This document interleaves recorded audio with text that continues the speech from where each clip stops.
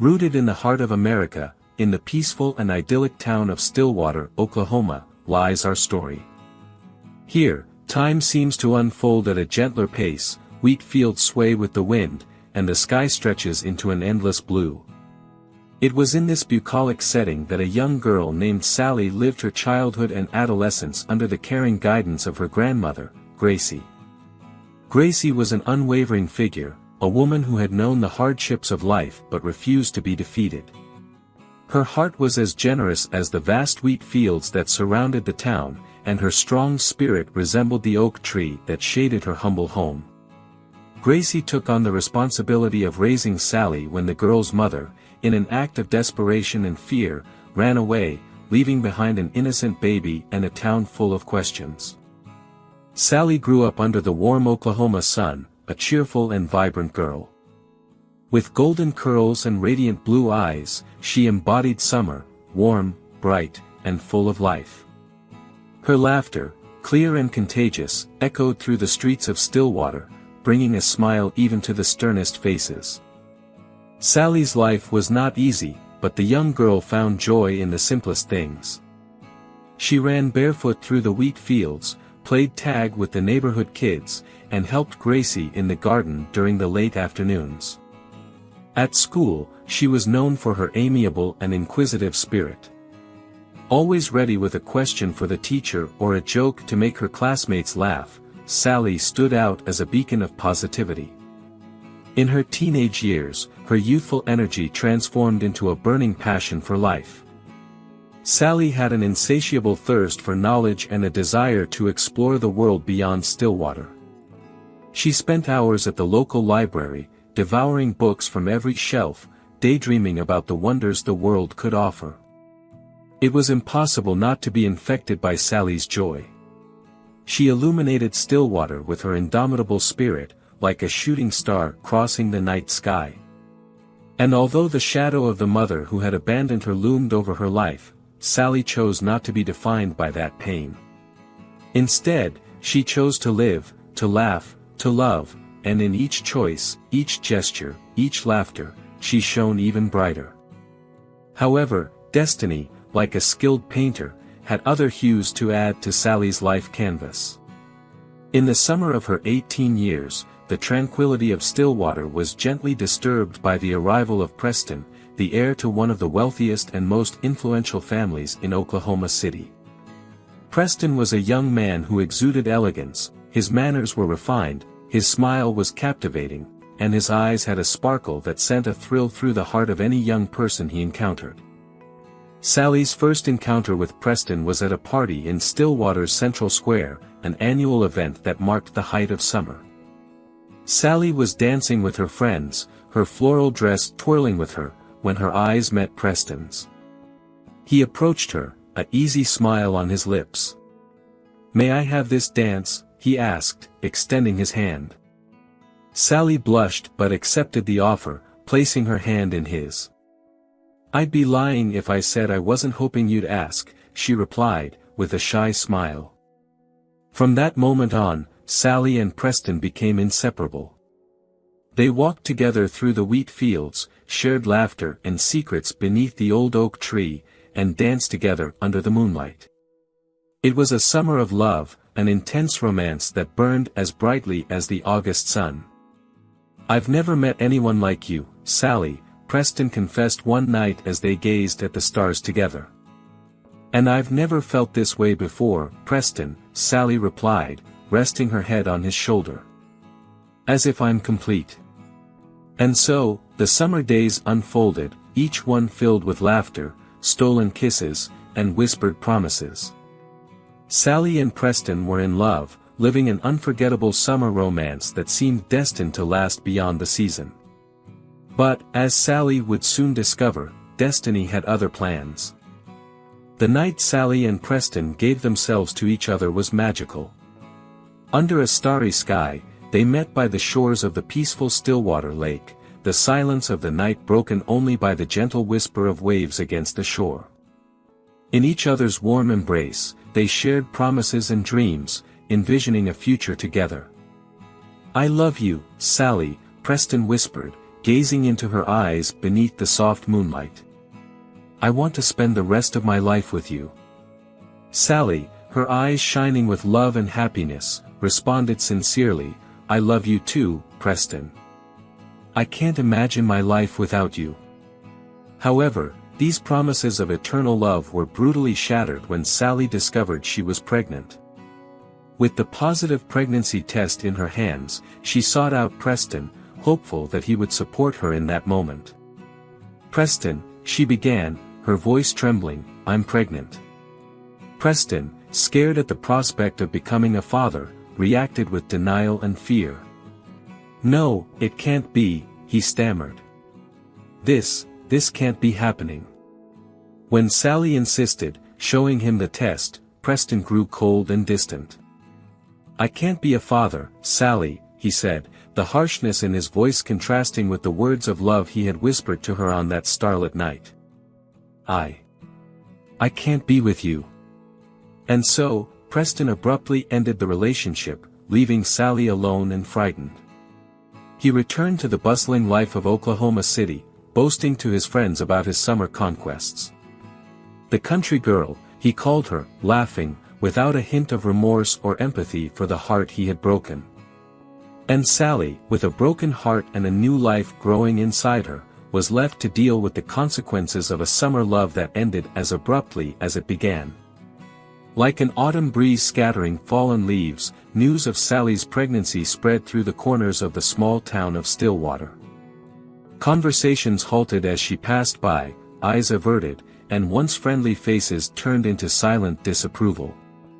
The infectious joy that once defined Sally seemed to have evaporated, replaced by a melancholy that weighed heavily on her shoulders like a heavy cloak. She found herself lost in a maze of fear and loneliness, a painful echo of her own mother's story.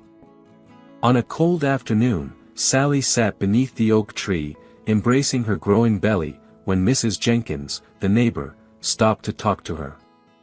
"Sally," she said, her face marked with concern, "I can't help but notice the resemblance to your mother." "I know," Sally replied, her voice as small as she felt. "I feel like I'm following in her footsteps, and it scares me." That sense of fear intensified when her beloved grandmother, Gracie, passed away. With the loss of Gracie, Sally lost more than just a grandmother, she lost her rock, her confidant, her best friend. She found herself completely alone, struggling to stay afloat in a sea of sadness. At the funeral, Sally stood by, gazing at Gracie's casket. "I promise, Grandma," she whispered, tears streaming down her face, "I will be strong. For myself and for the baby." And so, amidst the pain and loss, Sally vowed to herself that she would fight, not only for herself but for the little being growing inside her. She was alone, but she was determined to give her child a better life than she had. With determination ablaze in her heart, Sally made the decision to leave behind the small town of Stillwater, where every corner seemed to whisper painful memories. She longed for a fresh start in Oklahoma City, a place where she could write a new story for herself and the baby growing within her. She arrived in the bustling city with little more than the suitcase she carried and the hope shining in her eyes. The vastness and busyness of the city were unlike anything she had ever experienced, but Sally was ready to embrace the challenge. In no time, Sally found work at a charming cafe in the heart of the city, where she served coffee and smiles to the city dwellers. While far from her dream job, it provided a stable source of income to support herself and her baby. Outside of work hours, Sally devoted herself to a passion that her grandmother Gracie had nurtured in her heart, programming. Gracie, always believing in Sally's potential, had given her an old laptop on her 15th birthday. At the time, Sally used the laptop mainly for writing stories and researching about the world outside Stillwater. Now, it became a tool for a better future. Night after night, with her belly growing and the city settling into slumber, Sally leaned over the laptop, her fingers dancing on the keyboard as she absorbed information from programming tutorials and online forums. The blue glow from the laptop illuminated her determined face as she challenged the obstacles of her situation, learning a skill that could offer her a path to a better life. As the seasons changed, Sally's talent for programming blossomed, like a resilient flower opening up to the sun. Her commitment to learning and her innate ability to solve complex programming problems did not go unnoticed. When a new tech startup began searching for talent, Sally stood out.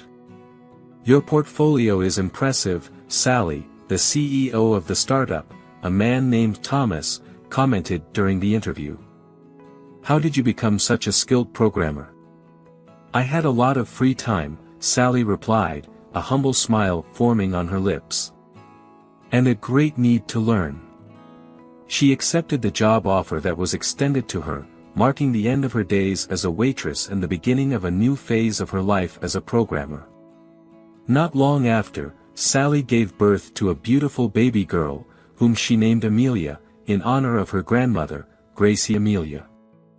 Amelia's arrival brought new meaning to Sally's life, filling her world with indescribable joy. Even as a new mother, Sally did not allow herself to slow down. She accepted the company's offer to work from home, allowing her to take care of Amelia while continuing to advance her career. With every line of code she wrote, every problem she solved, she displayed a level of determination and skill that impressed everyone on her team. "You're an inspiration, Sally," Thomas remarked once during an online meeting. "Your ability and determination are truly exceptional." For Sally, however, it was all for Amelia. Every line of code, every late night, was a step towards a better future for her daughter. And despite the challenges, Sally wouldn't have had it any other way.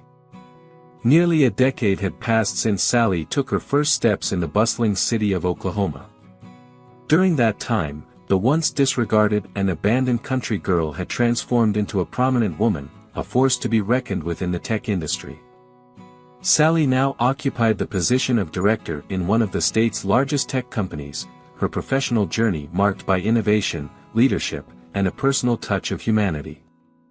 Her name was respected, her decisions reverberated throughout the industry, and her success was a testament to all the young women seeking to make a difference in the world. Sally, Thomas, her former boss and now colleague, said during a video conference, "You've done an incredible job. The company wouldn't be what it is today without you." "I'm just doing what I think is right, Thomas," Sally replied, a radiant smile lighting up her face. The modest house Sally had rented when she first arrived in Oklahoma City had been replaced by a beautiful mansion, a symbol of how far she had come. Each room was filled with laughter and love, every wall witnessed the story of a mother and daughter who together built an incredible life. Amelia grew up as a smart and curious girl.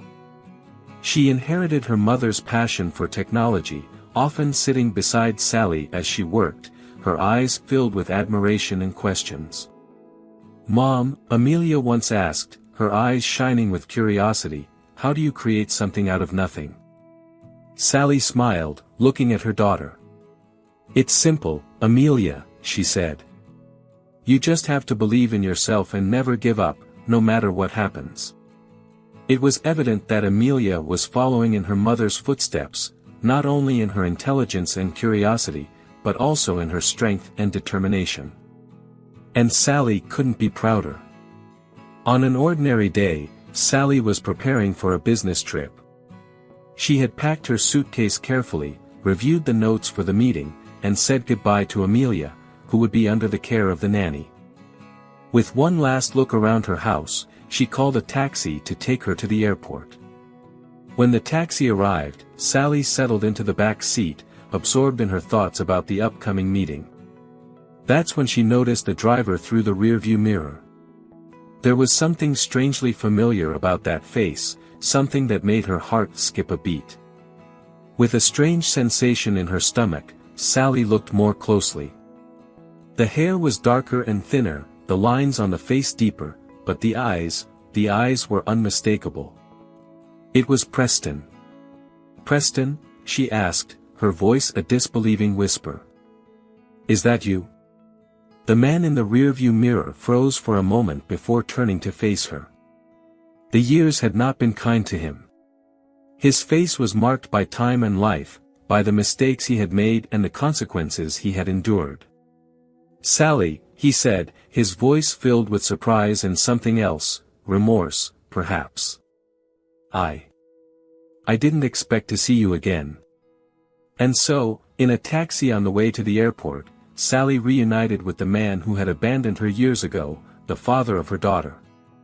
But contrary to what one might expect, she didn't feel anger or sadness.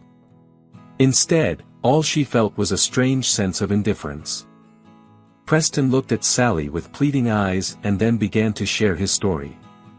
"After my father passed away, I took over the family business. I was confident that I could continue his legacy, but the truth is, I wasn't prepared. I didn't have the experience or wisdom needed," he said, his voice trembling.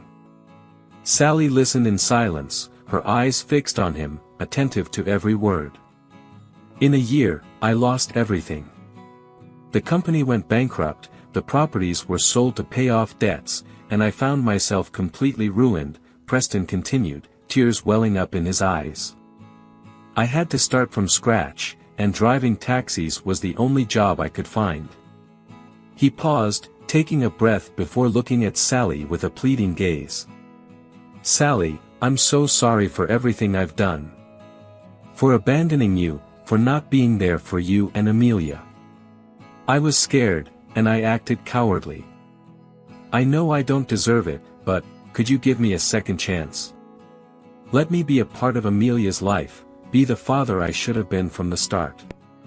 Sally stared at Preston, observing the anguish on his face and feeling the weight of his plea. She knew that the decision she made now would change their lives forever. Sally locked eyes with Preston, a whirlwind of emotions crossing her face. There was in him the man she had loved, the man who had left her, the man who now stood before her, broken and remorseful. However, Sally had changed. She had become a strong, independent woman, capable of facing the world on her own. "Preston," she began, her voice calm but firm. "I don't need you. Amelia doesn't need you. We are strong, we are independent. We've built a life without you." She took a deep breath, allowing her words to sink in before continuing. "I know you regret it and things could have been different, but we can't change the past.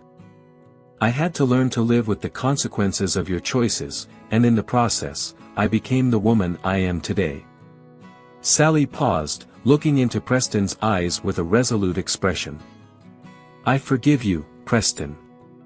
I forgive the scared boy who left me alone. But there's no room for you in the life I've built. There's no room for you in Amelia's life." She let her words hang in the silence that followed, Preston's eyes filling with tears as he absorbed Sally's decision. They had taken different paths, and now it was time for each of them to face the consequences of their choices. Sally stepped out of the taxi, leaving Preston in the rearview mirror. As she walked toward the airport terminal, her steps were determined, her head held high, and her heart light. A jet awaited her, a contract to be signed, a daughter to love. She had a whole lifetime to live and no obstacles in her way. "Preston," she said, before closing the taxi door, "if you truly cared about Amelia, you would have asked about her," insisted. "But, as always, your words are just that. Words." Preston looked at her, saying nothing, his eyes filled with tears and his face pale. Sally gave one last glance at him before turning and walking towards the airport terminal.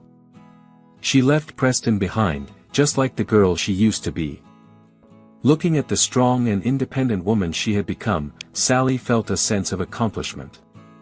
She had won, she had overcome every obstacle in her path. And as the plane took off, carrying her away from the past and towards the future, Sally knew that no matter what happened, she and Amelia would be okay. Because they had each other, and that was all that really mattered. She looked out the airplane window, at the city fading away below, and then turned her gaze to the open sky ahead. She was ready for what would come next. As the plane cut through the clouds, Sally looked out the window, the lights of the city below becoming small sparkling dots in the darkness. The business trip was to Los Angeles, a place she had never visited before, but now it became the stage for another chapter of her life. The meeting was a success. The partners were impressed by Sally's determination and her vision for the company's future. She sat in an upscale restaurant, celebrating the deal, when she saw her. A woman at the next table, with eyes identical to Sally's, looking at her with a mix of shock and disbelief. "Sally?" the woman asked hesitantly. Sally turned fully, staring at the woman. There was something familiar about that face, something that made her heart race. "Mother?" she asked, almost unable to believe it. It was her. Laura, the mother who had abandoned her when Sally was just a baby. She looked older, of course, but she was unmistakably the woman in the few photos Sally's grandmother kept. Laura was crying, tears streaming down her face. I'm so sorry, Sally," she sobbed. "I was so young, so scared. I didn't know what to do." Sally was silent for a moment, absorbing the revelation. The anger she had felt towards her mother over the years seemed to have dissipated, leaving only a profound sadness. "Why now, Laura?" Sally asked. "Why did you come back now?" Laura wiped away her tears, looking at Sally with a pleading gaze. I heard about you, Sally," she said. "I heard about the incredible woman you've become, the life you've built. And I wanted to see you. I wanted to ask for your forgiveness." The meeting with Laura was tumultuous. The woman who had once abandoned her was now standing in front of her, asking for forgiveness. Sally felt a whirlwind of emotions, but in the end, she decided that the past should not dictate her future. She had already forgiven Preston, and now she chose to forgive Laura as well. "I forgive you, Mother," Sally said, the words flowing easier than she expected. "But Amelia and I already have a life. And I don't know where you fit into it." Laura nodded, looking relieved. "I understand, Sally," she said. "I just wanted you to know that I'm sorry. And I'm proud of the woman you've become." And with that, Sally returned home, to Amelia, to her life. She didn't know what the future held for her and Laura, but she knew that no matter what happened, she and Amelia would be okay. Because they were strong, they were independent, and they had each other. Did you enjoy the story? Don't forget to leave a like and subscribe to the channel. Also, share your thoughts in the comments. Take care and see you in the next video.